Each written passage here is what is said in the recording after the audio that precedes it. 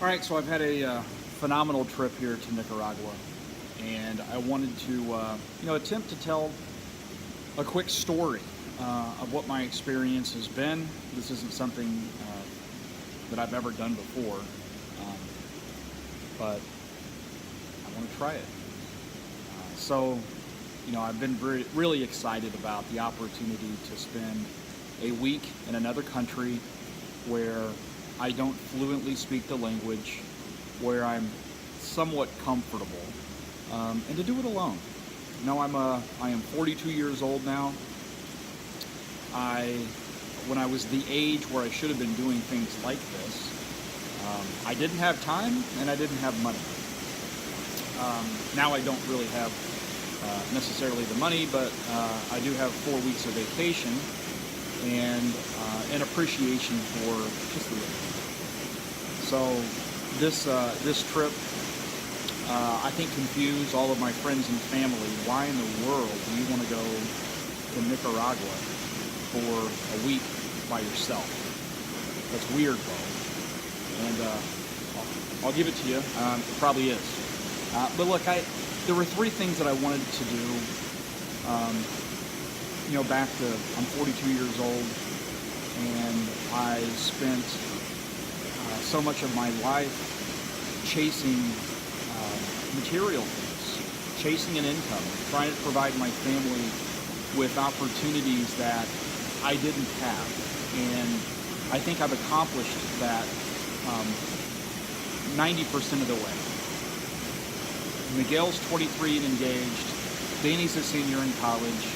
Calvin's a successful freshman in high school. I think we're 90% of the way there. With giving the kids an education and a good start in life. But that's what I've been focused on. And they've had to sacrifice a lot themselves, but I think I've sacrificed a little bit as well. And travel, getting out of my comfort zone, really getting out of my comfort zone. I love telling stories about pushing yourself, and it's the only way that you can really grow, is to make yourself uncomfortable. And if you want to be the best you can possibly be, then you have to get good at being uncomfortable. And certainly this week, I didn't know how uncomfortable I was going to be. I accomplished that several times. But I wanted to do three things. I wanted to read, I wanted to write, and I wanted to dream a little bit. That's the story I've been telling people. And I feel like I've accomplished that in many ways. And I wanted to chronicle some of my experiences.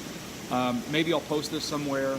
Maybe it's something that I'll just keep for myself as a reminder of this trip. So, it's been a week. Tomorrow's Sunday. I arrived on Sunday. So it's been 7 days that I have been alone in a country thousands of miles away from my house. And leading up to it, I was really excited. One of the things that I really appreciate about Nicaragua is what I experienced the first time that I was here. And of course, my wife is from here. She came to the United States in 1992 and is an American girl, but she's proud of her country of Nicaragua, and she had always asked me to come here with her. And I'm embarrassed now about how I reacted to that. But I said, look, the only way I'm going to your country is with armed guards. So as soon as we get off the plane, we need to have guards waiting for us, and they can take us everywhere in the country. And as long as I know that the guys to the left and to the right of you and the family and I have weapons and we're safe, then I'll go. How stupid is that? I'm okay saying that was ignorant, but I was just very ignorant. So after the first time coming here and spending time with her, I wanted to spend some time by myself. But she didn't trust me, so she stayed, and we had a great time together. I'm very thankful for the time I got with her here. That was in February. But what I recognized, going from town to town, being on the buses, there was this moment where I just realized that everyone that I was coming in contact with, they're poor. They're poor. They're uneducated and they're poor. But they were all happy. I've spent the better part, I think over a month now. I've been in country in 2018, and I can still say with complete sincerity and confidence that I have met no assholes. None. Everyone has been so kind. And look, I know that I can be difficult. I don't speak the language. If I get uncomfortable, sometimes my mood and my body language can telegraph that to other people around me. I know. I'm working on it. And I didn't get stressed out too many times here. But even when I did, and I was frustrated at how a situation was going, no one took it personal. And that said a lot. I've learned a lot about Nicaraguan quirks. I have to ask, if I ask a question, I know that I have to ask 3 people. And if I don't get consensus with the 3, I gotta continue on, because they're very proud, and everyone agrees with whatever it is that you say. Now, I don't know if it's my English or my Spanish, or culturally they're wanting to just agree and make you feel good. But that's been funny. So, but what really impressed me was the Nicaraguan people, and they're just genuinely appreciating that God has given them a new day on this earth. And they don't complain. They just make the best of the day. And I find myself, again, I sacrificed a lot.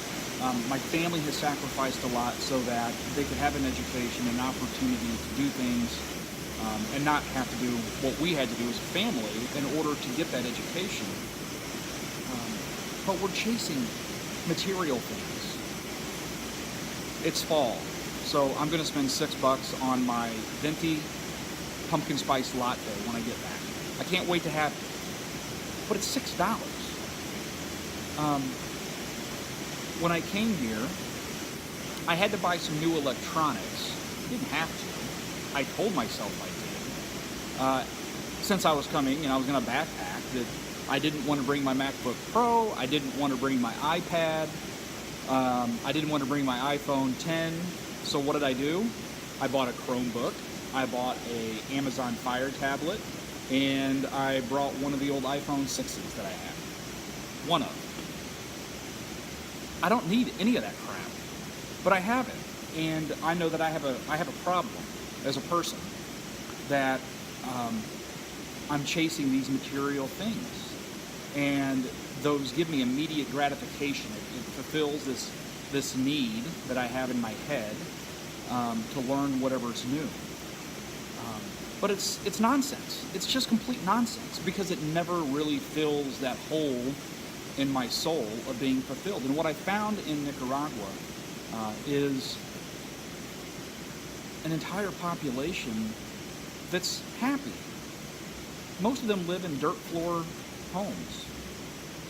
They've got a pig that's tied up outside. There's dogs running around that are, they're very small because they're malnourished. But there's dogs that run around. Even the dogs are happy. All these things that in the United States we would find a way to complain about, but they don't. And it just made me really begin to take stake and prioritize what it is that I crave in life. And for one reason or another, I've not made good relationships with friends and family. I've not invested the time that I should have in people. How do you write that after so many years of being the same guy? How do you, recognize that you've made mistakes with just being, being friendly and developing strong relationships? Again, I rationalize a lot of things, and I rationalize that because I've moved and because I've always found myself in some kind of leadership position that then I can't fraternize with people. And I keep my distance. I distance myself from being emotionally attached to people because I know what's going to happen. I'm probably going to change jobs and have to push the reset button again or relocate. So it's led me to this place where I'm in this country and I realize how these people have found a way to be happy. And while I'm very happy with my family and the life that I've built in the United States, that I'm 42 years old now, and I want to make the rest of my life really count in a significant way. And there's things that I can think about, as I come to this country where people are, they're satisfied. I don't know if satisfied is the right word. And I don't know if content is the right word. I think there's so much potential here to really bring the country out of poverty and to bring the country up to some of the global standards and do it in a way where they don't lose what makes the country special. That hospitality. The country just needs to, in many ways, brand itself for what it is. And I'd like the rest of the world to see what a great place this could be to invest in the population. I think they're worth it. But how do you do that? So I came, 3 things I wanted to do. I wanted to read, I wanted to write, and I wanted to dream about what those possibilities are and what I'm going to do with the rest of my life, and what what I could do if I were to really put roots in Nicaragua one day. Who knows if that'll happen? But that's the dreaming part. It's fun. Think about the future. So I'll get on to talking about the actual experience. So I land in Managua. We had several rain delays, and here I am still dealing with rain. I have several rain delays out of Houston, and I get to Managua a little late. I get the taxi from the airport to Mercado Mayoreo. I know I didn't say it right. Laugh at me all you want. But it's a market fairly close by, and that's the one that has the buses that go northeast to Matagalpa, where I had 2 nights in a beautiful farm. So I get to Matagalpa fairly late. I was hungry. I knew that the farmhouse that I was going to would not have any food for me at this time. So I found a Italian restaurant. Had a horrible headache. I get to this Italian restaurant and I ordered what I thought was like a deluxe pizza. It was called the Delicatessen. However, it was not a deluxe. It was probably the worst pizza I've ever had. It had prosciutto. It wasn't good. But I ate pizza. And then the farmer and his daughter came and picked me up from the restaurant.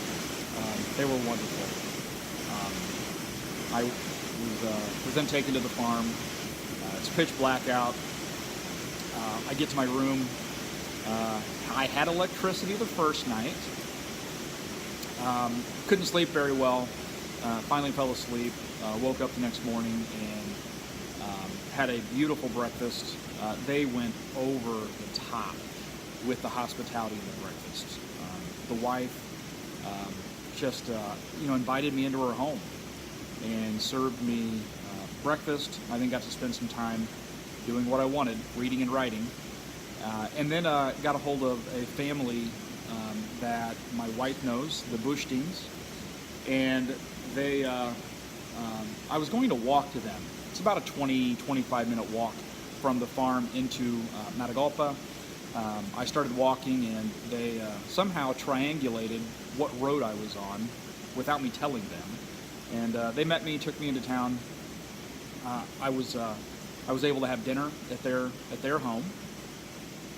Had chancho con yuca, which was awesome. It's fried pork that is really well seasoned with yuca and ensalada, so it's cabbage with some vinegar and some other things in it. It was a wonderful meal. and then got to hang out at their store. So, being a lifelong professional retailer, there's certain things that you look for in a store, right? Clean, organized, rotated stock, everything's properly priced, and I don't find that in very many shops, especially here in Nicaragua. It's a little loose, right? But wow, the store was meticulous. Everything was perfectly displayed. It was fresh, it was vibrant, it was full. Everything had a price on it. And I'm at the house for like, I don't know, 2.5, 3 hours. And the amount of traffic that was coming in was amazing. And they knew everyone that walked in, everyone knew them. It was really neat to see. How they make a living. It was really neat. So spent a few hours there. As it was getting dark, Mr. Bushting took me back to the farm. Now it's funny, they lost electricity on the farm, and this is like 2.5 kilometers outside of Matagalpa. So by the time you get up here, it is pitch black. There is no light, right? There's no ambient light. It's just dark, and it's raining. So they dropped me off where I thought the farm was. Frankly, I forgot, right? It's 2.5 miles, más o menos. It's on a dirt road, not a well-maintained dirt road, in the middle of nowhere. So they dropped me off where I thought I was supposed to be. And of course, being a man, I was confident that, no, this is right. Gracias, buena noche, con cuidado. They leave. And then I had this fear that, Bo, this ain't the right place. And then I remembered all the dogs that they had.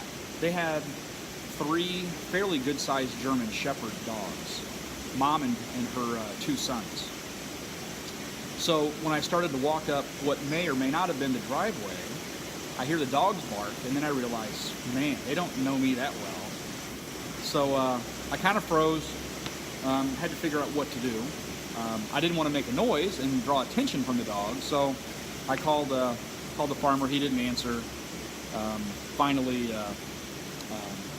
he did, and I was at the right place, and I got to the room. So that was a good night, but we didn't have electricity for a day and a half, which was therapeutic. So I had no internet, no electricity. I really got to do just some raw thinking, and what the next few days were going to be like. It was very peaceful. Of course, he's a coffee farmer, so I had great coffee. And it was good. It was good. So the next day, I was picked up by Mr. Bushting, and we went to his farm, his coffee farm, which was on the same road, another 6 kilometers. So it was a fairly long drive. And there were a couple of Europeans that had bought coffee farms in the last 20 years. So he was kind enough to stop and let me introduce me to those folks. Got to speak a little English, hear their stories, and see their coffee farms. Then I got to Ivan's place, and it's around 6 acres. So it's not a very large coffee farm, but it's a lot of coffee plants.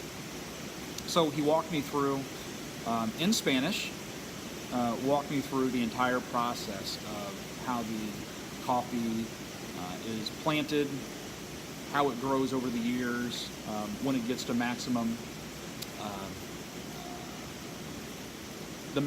age of where it bears the most berries, and then through the entire process to roasting, and was really neat. So I really got to get into some of the details of what that looks like. He also explained the process of the beneficiario. Probably didn't say that right either, but it's essentially the broker in Matagalpa that he would take his coffee to, and then they of course put together the larger orders and find, through a long process, find its way to the United States or Europe or wherever. So that was a great day. He then took me to a place called Selva Negra, which is this German resort outside of Matagalpa. Beautiful. I mean beautiful. got to see the history of this German family and how this place came about. So it was really an educational experience. And then he took me back to the bus station and got a bus from there to Managua. Spent a night at the Hilton in Managua, and this is a wonderful hotel. It is as Western as you can get. A great staff, great food. It's sad because there really are no foreign tourists. There are not a lot of foreigners, period, coming in, which is, it's a sign of the times. But it's still vibrant. I applaud Hilton for putting money into the hotel and keeping all of these people employed. I know that it's probably difficult right now for them to do that, but Hilton's making a choice to fund a hotel and not impact negatively the guest experience of those that are coming in. So, was here for a while, and then went to San Juan del Sur. I got the bus at the Wimbase Market, which I thought, I couldn't remember this part, I thought it went all the way to San Juan del Sur, but it doesn't. It goes to a town called Rivas. And Rivas is it's probably a half hour, maybe a little bit more from Rivas to San Juan del Sur.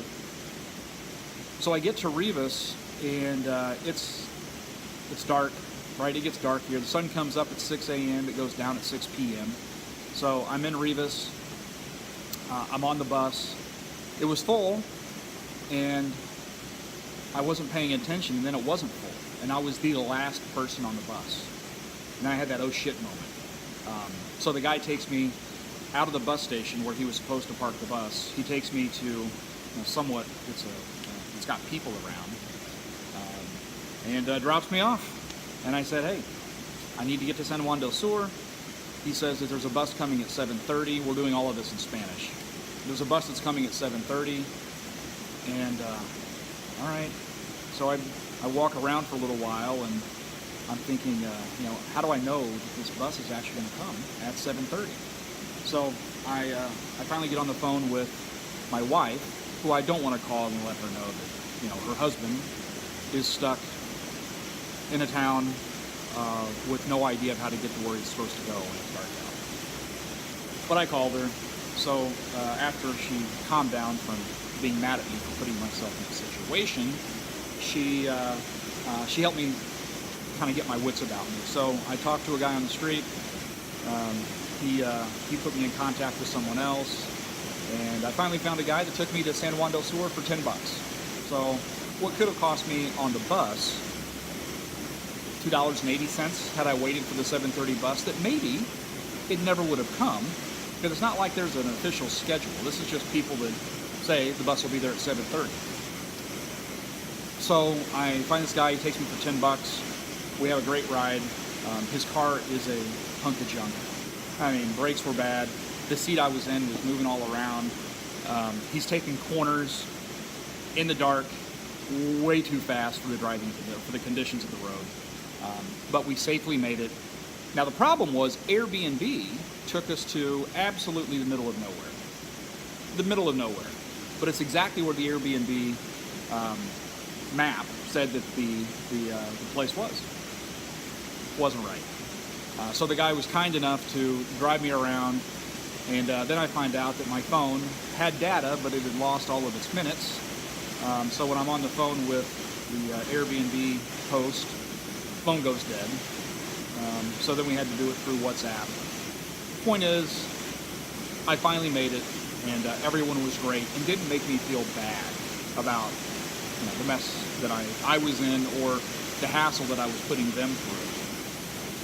So I get to the place. The gentleman's name was Franklin that checked me in.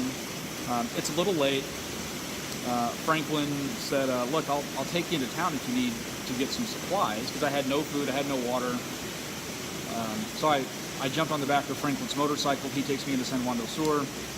The Maxi Pali, the grocery store here that's it's owned by Walmart, it had already closed. So he took me further in.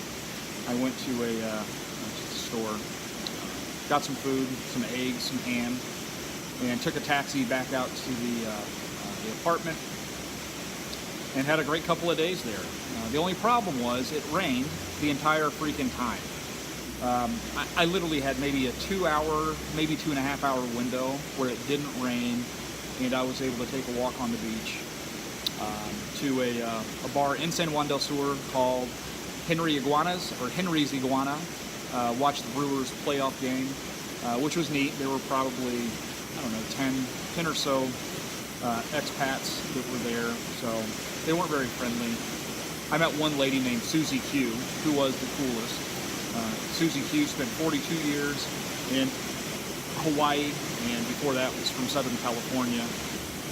So she's an older lady, full of life, and has lived in San Juan del Sur for the last 12 years, and it was a real pleasure to get to know. So she and I drank some rum and cokes for a few hours, and then I walked back to the hotel in the rain, and had a great night. So I got to spend a lot of time doing my reading, my writing, watching all of my XRP Ripple videos, which was good. And then I came back to Managua. So I've been here in Managua for a couple of days now. It's my last day. You know, I had hoped of being out and really being able to just enjoy Managua, stay out of all the political strife that's going on right now, but see the city and do some more dreaming. Because in the end, again, what I would love to be able to do in a few years. I'm 42 years old. I got a lot of years left.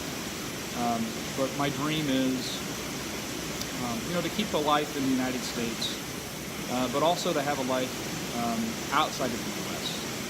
I want to keep my soul fulfilled. I want to feel like I'm making a difference in the world. And I feel like I've been able to accomplish that in little ways with my career in the United States. But working in corporate America, I've learned some things about myself, and I think I've learned some realities about the world. And some of that I can accept, and some of it, frankly, after all this time's passed, I'm still bitter. But it is what it is. You make the most of the life that God has handed you, and I do believe that a lot of those things that have been thrown my way have been to humble me and to make me appreciate those things that are good in my life. And back to what I really appreciate about the people of Nicaragua is that I don't think they needed to be taught that lesson. It's just who they are. They appreciate every day that God gives them. And I'd like to find a way to help people that are humble and do appreciate things. Nothing makes, I think, me feel better than knowing that I've helped someone else become more autonomous. That there's been something that I've been able to learn from someone who believed in me a little bit, to teach me a lesson about life or a skill, and to be able to pass that on to someone else.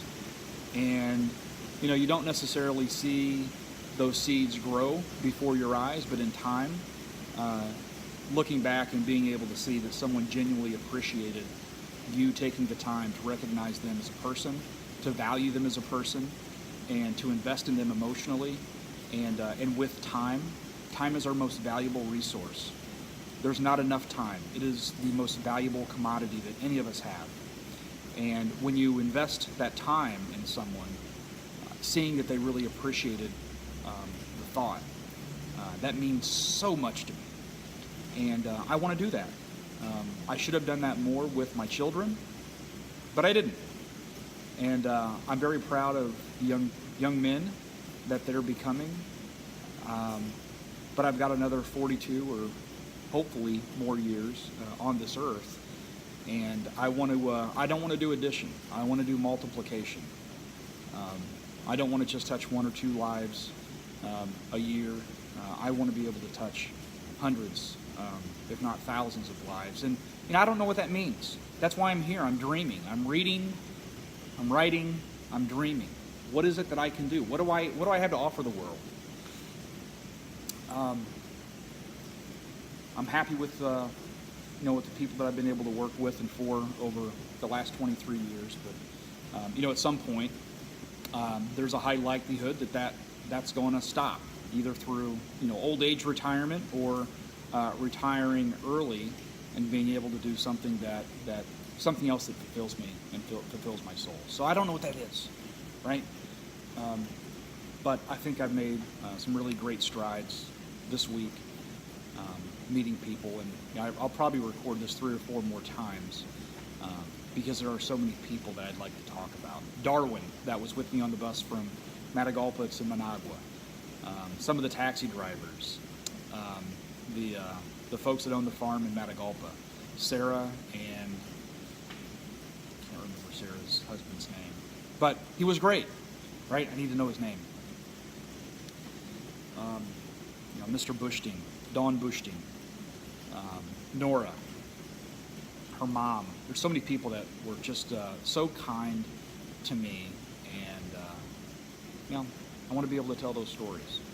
The one story that I'd like to tell that I think there's a real opportunity there is what I learned with Ivan Bushting is finding a way.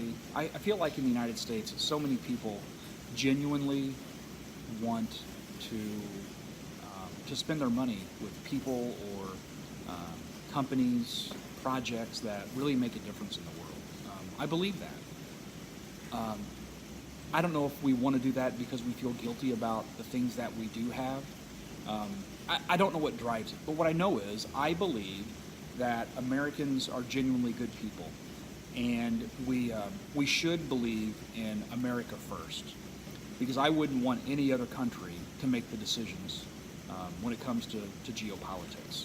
I think we're the most responsible to make those types of decisions. But I also know that that we should think about the impact that the United States has on the rest of the world and on the rest of the people on this earth. Look, we all drink coffee. I'm going to go home, I'm going to spend $6 on a cup of coffee, and I'll do it 2 or 3 times a week. It's ridiculous, right? $6. But I'll do it, and I'll be happy about it. And where does that coffee come from? We have the fair trade that ensures that coffee growers are treated fairly. And I think that's great. But I think I could tell a story. I got Danny, who's the filmmaker. I think I can tell a good story, and I want to tell the story. I think my motivation is the right thing. So to help tell some of those stories of people here in Nicaragua, and maybe it's just the Bushting family, right? Maybe it's just talking about his family, how they came from Germany, how they ended up in Nicaragua, how that family now has this small farm. They have their store, but make it personal. The number of beans that he could sell or that he will sell off of his farm, it's enough beans to sustain, a few coffee shops in Milwaukee. And wouldn't it be neat for the people who had that cup of coffee in Milwaukee to be able to see maybe there's a TV screen in the corner with a few photos, and the TV screen plays a video that highlights Mr. Bushting and the workers that are on his farm, and you get to see exactly where that coffee that you're drinking, where did it come from, and what is that? Maybe the coffee shop sells their coffee for $5, but this coffee you're drinking that you're putting your good-earned money to, where is it going? How is it making the world a better place? I think that making it really personal, that's something that I would enjoy doing. I'm dreaming right now, but work with me. It could be fun. It could be rewarding. And imagine the number of people that it could help here in this beautiful country. So with that, I'm done talking for a while, and we'll see how it sounds.